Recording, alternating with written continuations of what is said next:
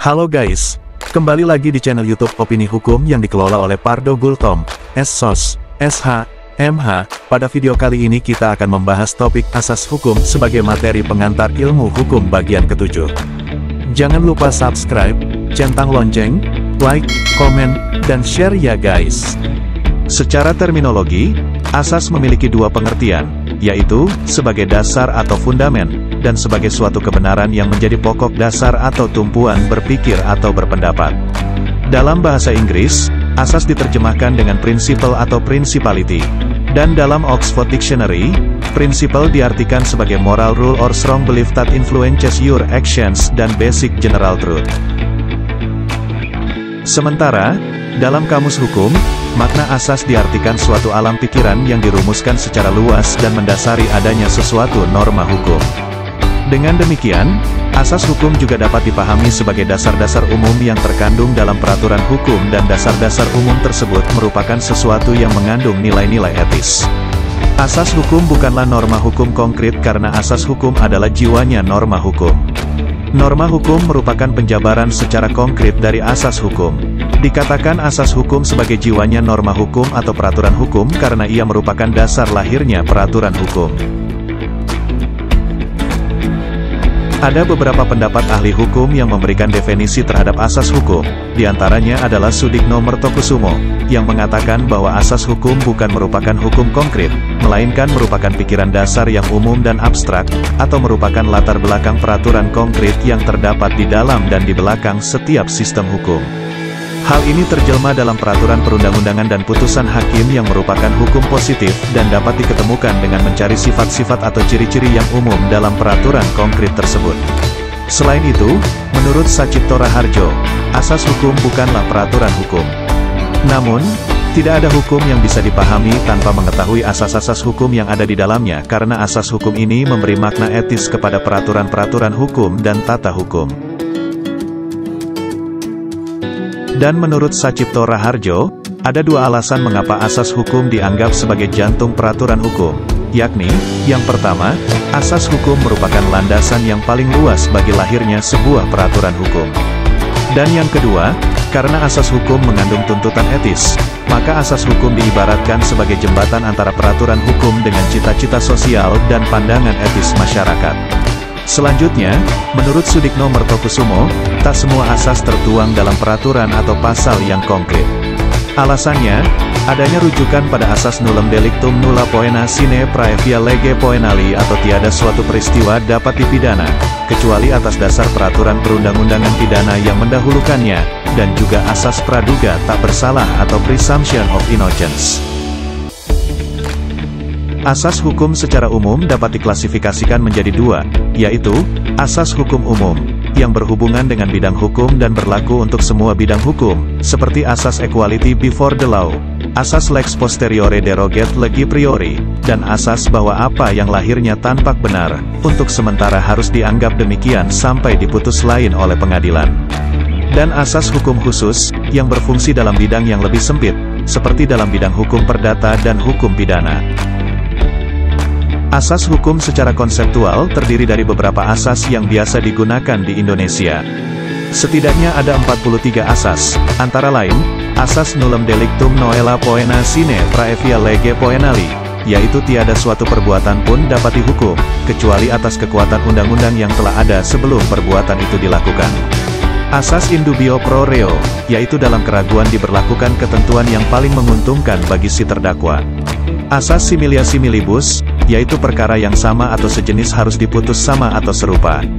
Asas pacta sunt servanda, yaitu bahwa perjanjian yang sudah disepakati berlaku sebagai undang-undang bagi para pihak yang bersangkutan. Asas geen straf zonder schuld, yaitu asas tiada hukuman tanpa kesalahan. Asas lex posterior derogat legi priori, yaitu asas undang-undang yang berlaku kemudian membatalkan undang-undang terdahulu, sejauh undang-undang itu mengatur objek yang sama.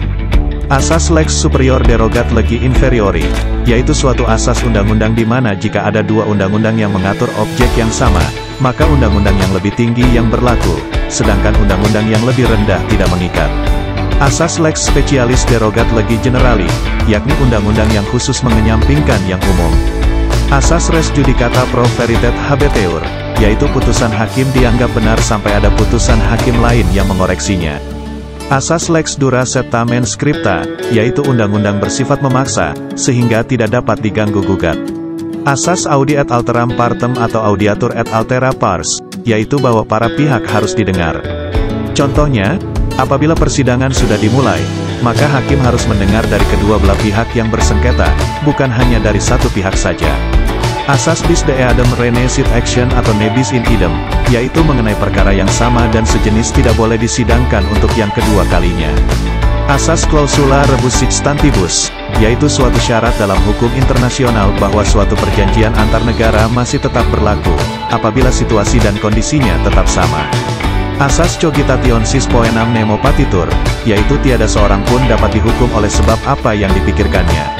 Asas summum ius summa iniuria, yaitu kepastian hukum yang tertinggi adalah ketidakadilan yang tertinggi. Asas ius curia novit, yaitu hakim dianggap mengetahui hukum. Artinya, hakim tidak boleh menolak mengadili dan memutus perkara yang diajukan kepadanya, dengan alasan tidak ada hukumnya karena ia dianggap mengetahui hukum. Asas presumption of innocence atau praduga tak bersalah, yaitu seseorang tidak boleh disebut bersalah sebelum dibuktikan kesalahannya melalui putusan hakim yang berkekuatan hukum tetap. Selanjutnya, asas fair real atau self-incrimination, yaitu pemeriksaan yang tidak memihak atau memberatkan salah satu pihak atau terdakwa. Asas speedy administration of justice atau peradilan yang cepat, yaitu seseorang berhak untuk cepat diperiksa oleh hakim demi terwujudnya kepastian hukum bagi mereka. Asas the rule of law, yaitu semua manusia sama kedudukannya di depan hukum, atau persamaan memperoleh perlindungan hukum. Asas nemo judex idoneus in propria, yaitu tidak seorang pun dapat menjadi hakim yang baik dalam perkaranya sendiri. Artinya, seorang hakim dianggap tidak akan mampu berlaku objektif terhadap perkara bagi dirinya sendiri atau keluarganya, sehingga ia tidak dibenarkan bertindak untuk mengadilinya. Asas the binding force of precedent atau stare decisis et quieta non movere, yaitu pengadilan atau hakim terdahulu, mengikat hakim-hakim lain pada peristiwa yang sama. Asas cogitationis poenam nemo patitur, yaitu tidak seorang pun dapat dihukum karena apa yang dipikirkan atau yang ada di hatinya. Artinya, pikiran atau niat yang ada di hati seseorang untuk melakukan kejahatan tetapi tidak dilaksanakan atau diwujudkan, maka ia tidak boleh dihukum. Asas restitutio in integrum, yaitu kekacauan dalam masyarakat, haruslah dipulihkan pada keadaan semula. Artinya, hukum harus memerankan fungsinya sebagai sarana penyelesaian konflik. Asas errare humanum est, turpe in errore perseverare, yaitu membuat kekeliruan itu manusiawi, namun tidaklah baik untuk mempertahankan terus kekeliruan tersebut. Asas fiat justitia ruat colum atau fiat justitia pereat undus, yaitu sekalipun esok langit akan runtuh atau dunia akan musnah, keadilan harus tetap ditegakkan. Asas praduga rekatmatik atau benar menurut hukum, presumptio iesti causa. Asas ini menganggap bahwa setiap tindakan penguasa selalu harus dianggap berdasarkan hukum atau benar sampai ada pembatalan.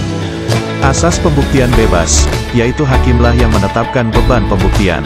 Asas dominus litis atau asas keaktifan hakim, yaitu keaktifan hakim dimaksudkan untuk mengimbangi kedudukan para pihak yang tidak berimbang. Asas erga omnes atau putusan pengadilan mempunyai kekuatan mengikat, yaitu sengketatun adalah sengketa hukum publik. Dengan demikian, putusan pengadilan berlaku bagi siapa saja, tidak hanya bagi para pihak yang bersengketa.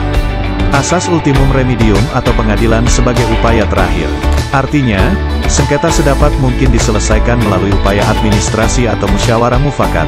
Jika belum puas, maka ditempuh upaya peradilan. Asas iedereen wordt geacht de wet te kennen, yaitu setiap orang dianggap mengetahui hukum. Artinya, apabila suatu undang-undang telah dilembar negarakan atau diundangkan, maka undang-undang itu dianggap telah diketahui oleh warga masyarakat, sehingga tidak ada alasan bagi yang melanggarnya bahwa undang-undang itu belum diketahui berlakunya. Asas geen straf zonder schuld, yaitu tiada hukuman tanpa kesalahan. Selanjutnya, asas nullum crimen nulla poena sine lege, yaitu tidak ada kejahatan tanpa peraturan perundang-undangan yang mengaturnya. Asas nemo plus juris transfere potes quam ipse habet, yaitu tidak seorang pun dapat mengalihkan lebih banyak haknya daripada yang ia miliki.